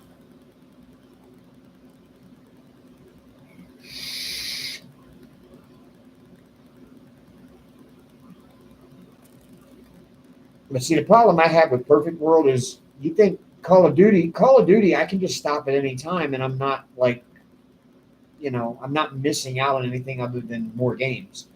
Where with like Perfect World or like World of Warcraft, even there's so many quests and endless quests and quests and quests and quests and quests. And then on Perfect World, you had daily quests you had to do, and those daily quests, just doing your dailies every day, took like 4 hours, 5 hours to do.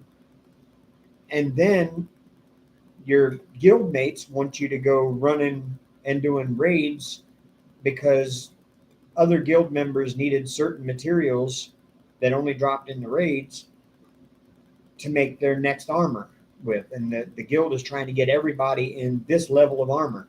So you go on guild raids to raid materials over and over and over all night. You end up playing like 10, 12 hours a day, and you're still needed or wanted by everybody because they still need to do things that they need your help with. And it just got to the point where the game was becoming my entire life. I mean, I was trying to start my own business doing web design and graphic design from home. And there were days where I got no work done whatsoever because as soon as I woke up in the morning, I was right on that game doing my dailies, get them done. And the next thing you know, I'm caught up in raids and everything else for everybody else until 3, 4 in the morning. And then I'm like, yo, I got to go to bed. I got to get up. I got to do something tomorrow. Get up the next morning and do it all over again.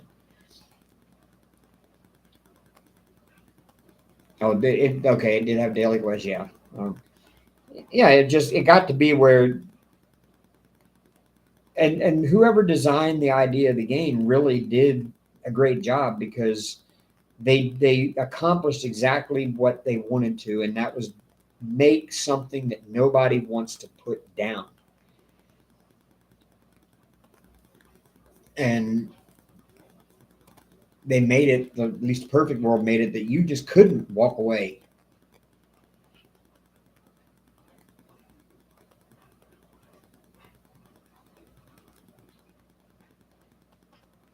There's always something you have to complete. And you got to keep going until it's complete because you can't just start over or you can't just go in and pick up where you left off. You have to, once you start it, you have to finish it, even if it takes 6 hours.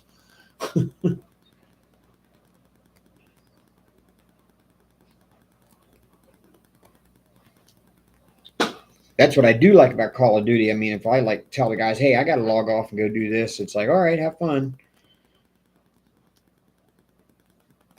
But this past week, my son and I have been trying to find a time for him to get on and me, and because he has a bit more responsibility at home than I do, and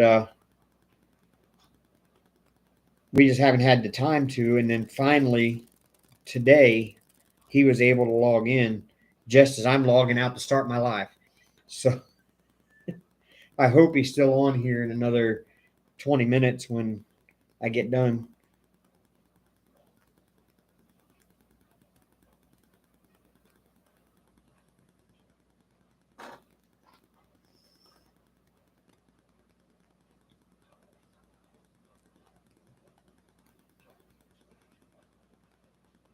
But he'll be getting ready to log off because he gets up really early to go to work in the mornings. Like he's up at like 4 o'clock every morning to go to work. But then again, I'm up every morning. I'm supposed to be up every morning at 5:45. Most of the time, I don't hear my alarm until about 6:15. But I usually, most nights, I don't get into bed until about 3:30, 4 o'clock. Doesn't mean I didn't go to sleep because most of the time I got off the game at like 2, or everybody else would log off the game and I'd be like, oh, okay, I'm just going to run a couple of matches real quick, or oh, I want to build this weapon up real quick. I want to put all the parts and attachments on it and build a new weapon. And I'll fall asleep in the middle of doing that, sitting here in the chair, and I'll sleep in the chair for like 2 hours before I get up and actually go to bed. And then I don't actually get up and go to bed. I wake up in the chair at like 3:30, 4 o'clock, and I grab my stuff that I take to the bedroom and I go to bed properly.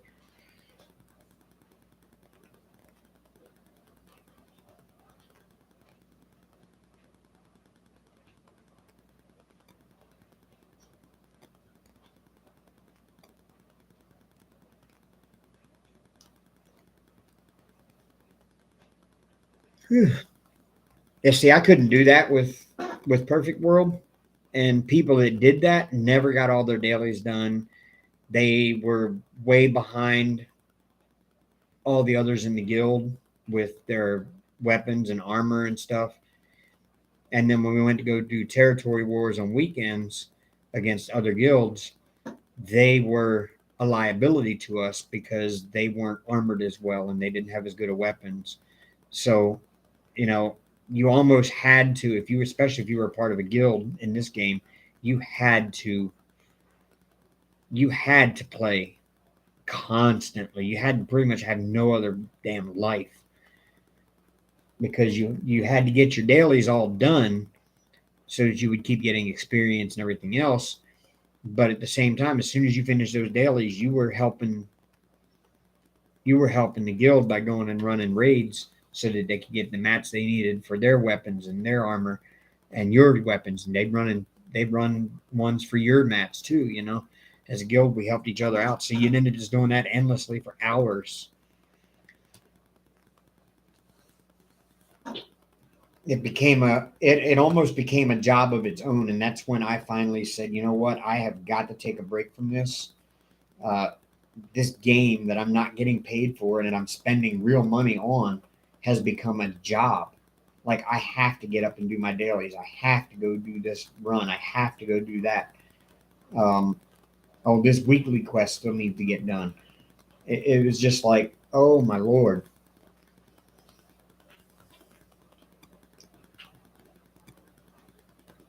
what you angry about?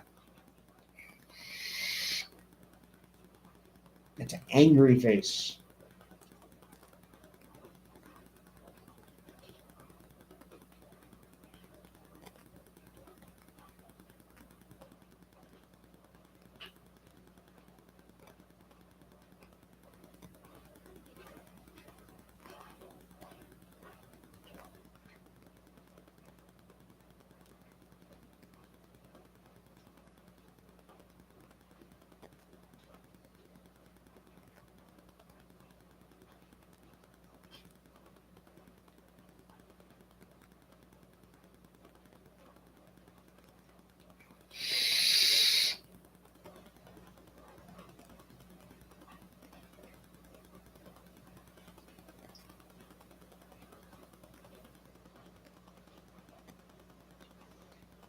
Oh no, I didn't mean that as in a bad thing towards you. I'm just saying that's I didn't we didn't want to nobody wanted to be the person that was behind on everything, and it wasn't that the rest of the guild looked down on them for it. It was just that you didn't want to be that person because you felt like you were letting them down by not having all your stuff as good as theirs to do territory wars and stuff. So you kind of felt the need to have to play all the time to get the things that you needed to be on an equal level with the rest of your teammates so that when you went to territory wars on Saturday or Friday night or Saturday, whenever the server timed your war, that you were ready to go and that you were just as geared up as they were, you know?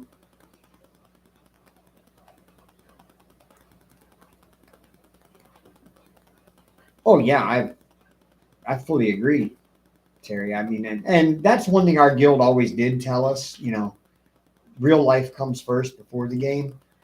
But they said it, but nobody ever lived it.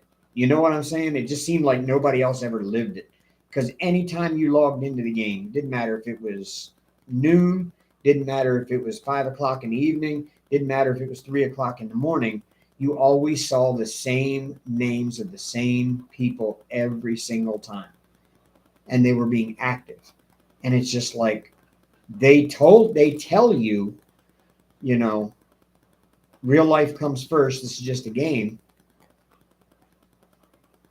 But then when Saturday comes around and you're like, oh, I've got to go do this with the family or whatever, they were like, but we really need you in territory wars. and you're only allowed to miss so many before you're kicked out of the faction, you know. But now you've made friends with all these people, and you don't want to get kicked out just because you had things to go do. So you've ended up finding ways to reschedule everything around. Well, I've got to do territory war at 2 o'clock on Saturday, so we'll go do the groceries at like we'll go get grocery shopping at 12, and we'll get that done and get home and get it put away, and then I'll be ready to play the game at 2. Territory war should take like an hour, hour and a half, and then afterwards, then I can go do this. You know, and it's you end up scheduling. I ended up scheduling for a while. They're scheduling my life around a game.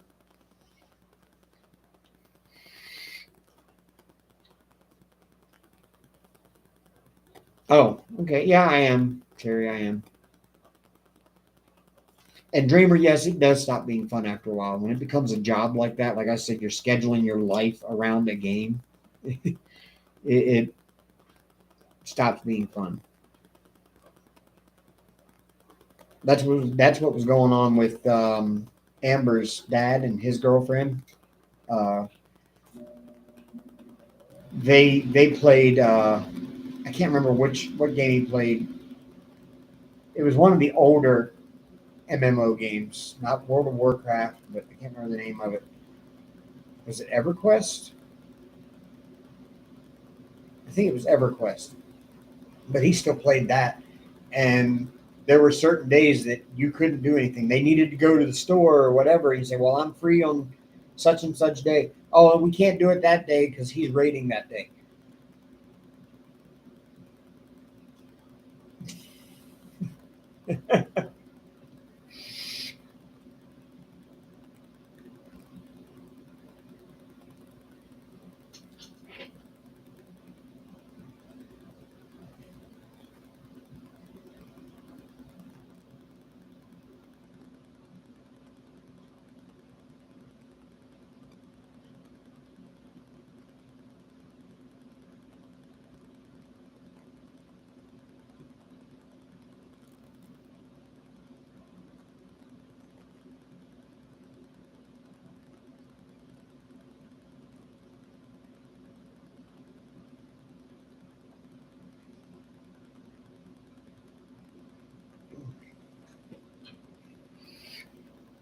But yeah, that does become not fun after a while. And then when you start realizing that, you know what, as they say, as the kids today now say, you need to go touch grass.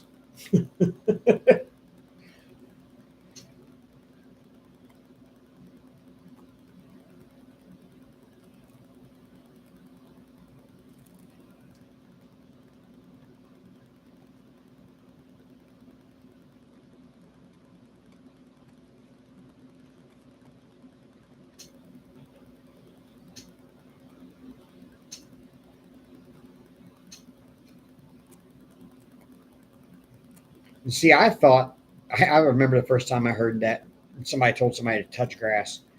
I heard it the first time and I was like,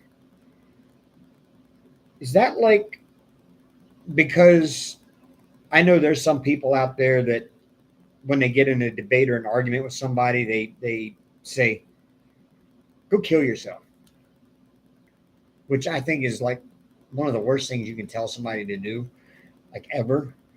But I thought that was a new way of saying that, and I was like, "Wow, really?" Then I found out what it meant was you need to get away from this computer and get away from the online world, and you need to get outside for a while and get away. That's what it means.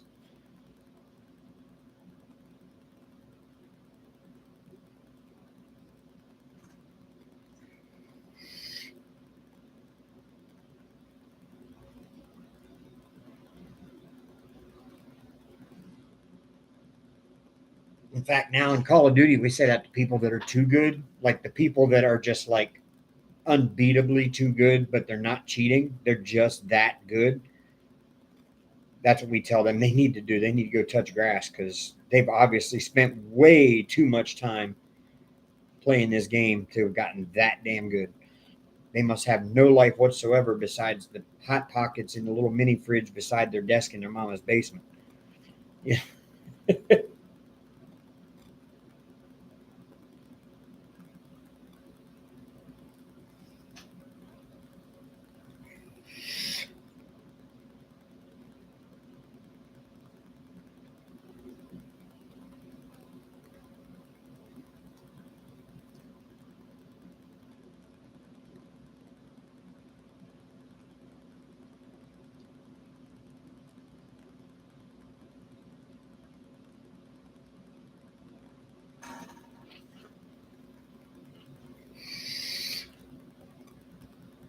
fact, we ran into a whole party of them earlier this morning. When I got up, I kind of logged in for a little bit. I built a new weapon. Well, I got a new base weapon last night before I went to bed, and I was trying to level it up today, and was just running some quick play matches. And man, we ran into a crew that these people must have been gamers from the back in the day, because these guys have way too much good skill, and they were, you could tell they weren't hacking or cheating. You could tell they didn't have that. They were just that good. And it's like those people must not ever get out from in front of that screen to be that good.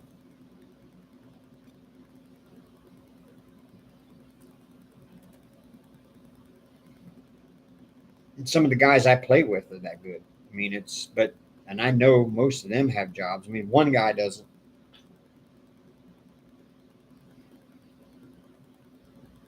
In fact, the one guy that doesn't is he's on the spectrum. He's got ADHD really bad. He's autistic, and I think two other things besides those. And he's on the game all the time, but this guy is just good. But he spends pretty much his entire life on the game. That's his social outlet. That's his entertainment outlet.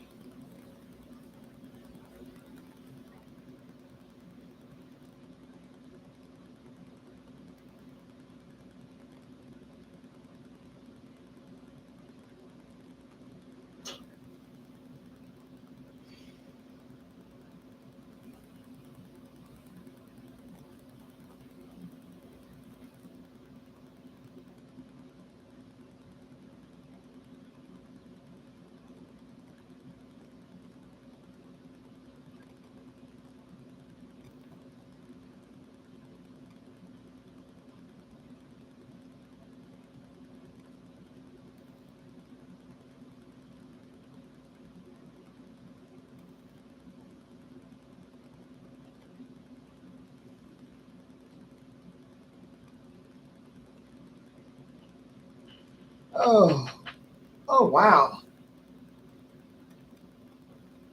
It's been an hour and 53 minutes already. Hour and 54. Wow. That 2 hours flew by. And like I said, I would be doing this color through the whole thing, and I have not finished it yet. There's a lot of this color in this section. I guess this is the main shade color of the entire inner part of Hank's ear.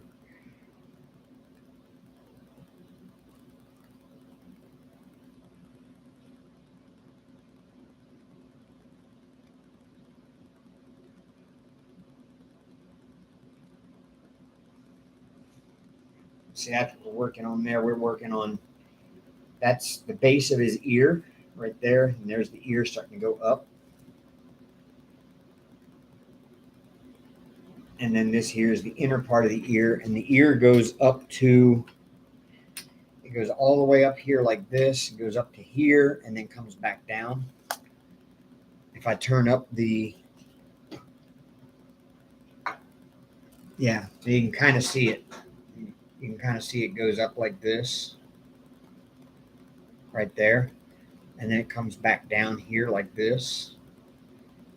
And it goes around to the top of his head right there and goes up to his other ear over here.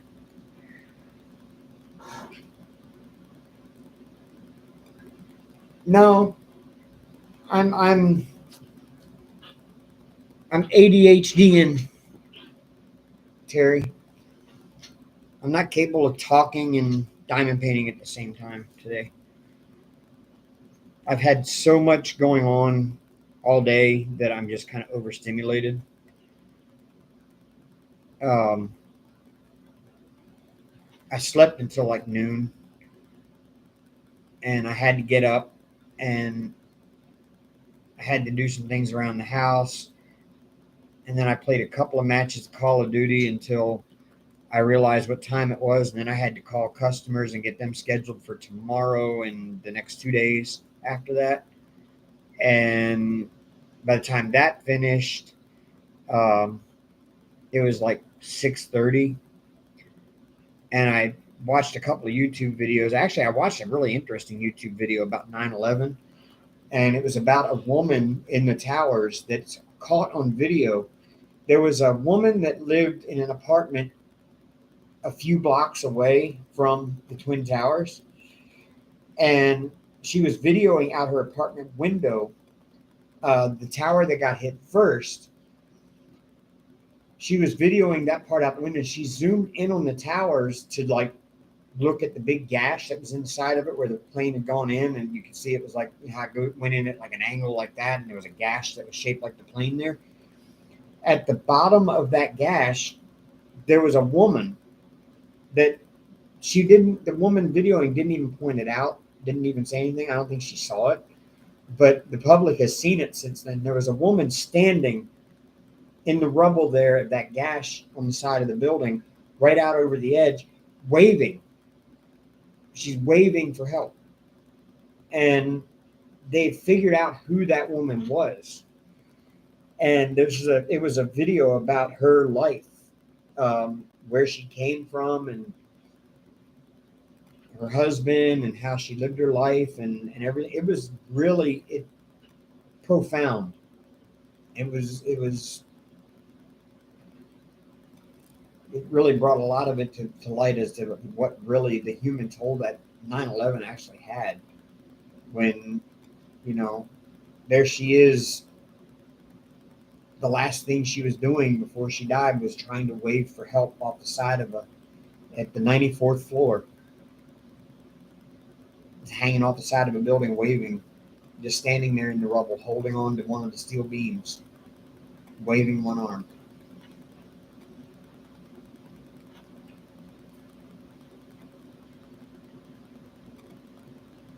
Her name was Edna Cintron, or Cintron. I went to school with some people named Cintron, Cintron, but the guy that was hosting the video, he was Hispanic, and he was pronouncing it Cintron. So, and she was Puerto Rican.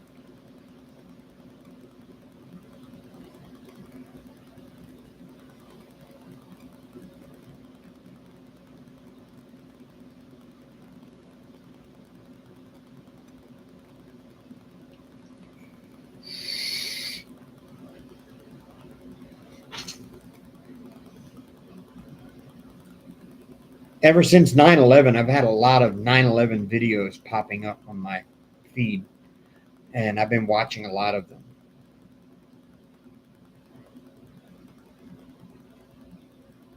And most of them that I've been watching have been the survivor stories, the people that were in the towers at the time, and talking about how they got out, and what it was like.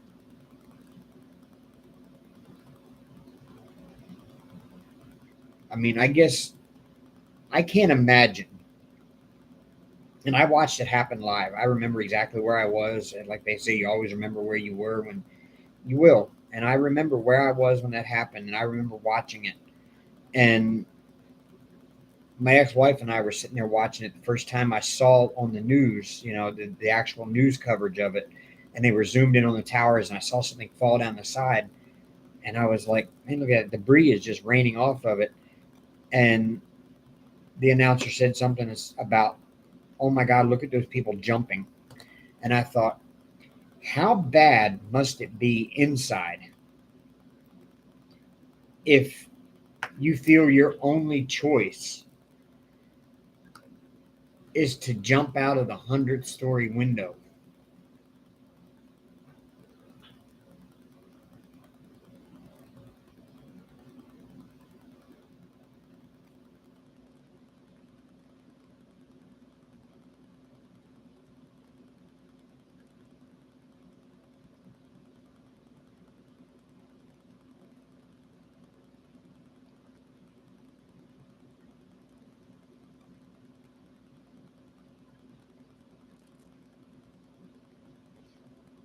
I can't fathom that. I can't comprehend it.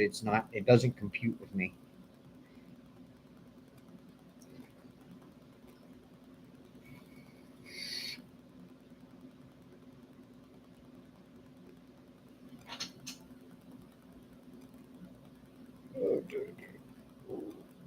All right. Well,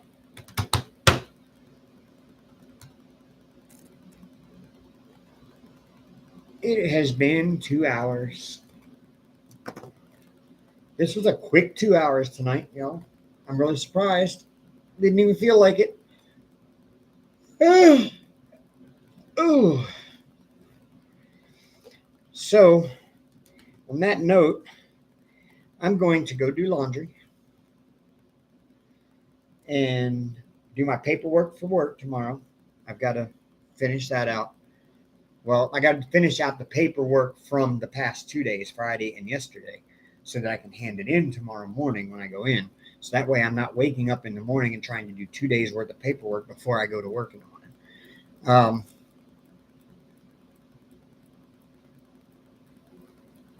Oh shit, Terry, that would be scary. Yes, it does, Odd. Thank you all for being here and keeping me company this evening. Like I said, I do enjoy coming on and talking to the few that still do come on and talk. I wish more people would come in and talk. I mean, there's 11 people here right now watching, and only like 5 of you are talking, 5 or 6, and I want it to be like it used to be when we had 30, 40 people in here, and the chat was just constantly going, and I want to get back to that again. That's when it was really fun, and everybody was using it as a time to come together and hang out and see friends and talk to friends, and I miss that. So I'd like to get it back to that again at some point. But until next week, I will see you all then. Same time, same place, unless something comes up and changes. So until then, rock on, y'all, and roll tide. And yeah, thank you. Yes, press the like button on your way out. There's 11 of you, and there's only 7 likes. Come on, y'all. We can do better. All right, y'all. I'll see y'all next Sunday.